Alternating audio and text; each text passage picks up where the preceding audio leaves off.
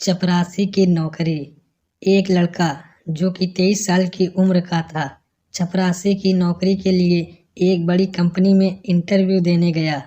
उस कंपनी के मालिक ने उससे कहा कि अगर तुमने ये फर्श अच्छे से साफ किया तो तुम्हारी नौकरी पक्की।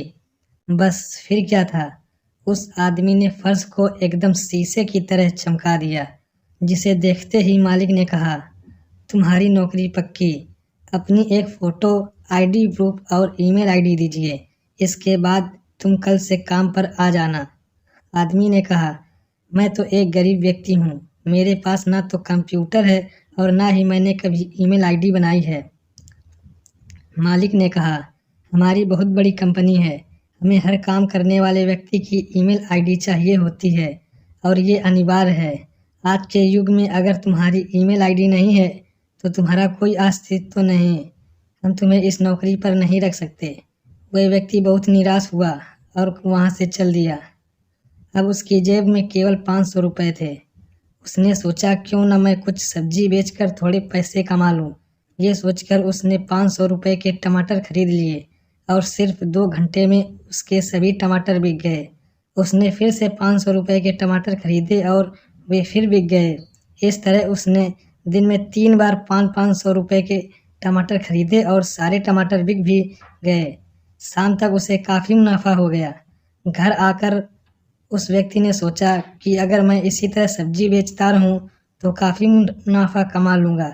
उसने 6 महीने तक यही काम किया और जब उसके पास काफ़ी रुपए इकट्ठा हो गए तो उसने सब्जी की एक रेडी खरीद ली। अब उसका काम बहुत अच्छा चलने लगा। बहुत जल्द उसने ट्रक से सब्जी बेचनी शुरू कर दी और देखते ही देखते उसने सब्जी बेचने का थोक में काम शुरू कर दिया।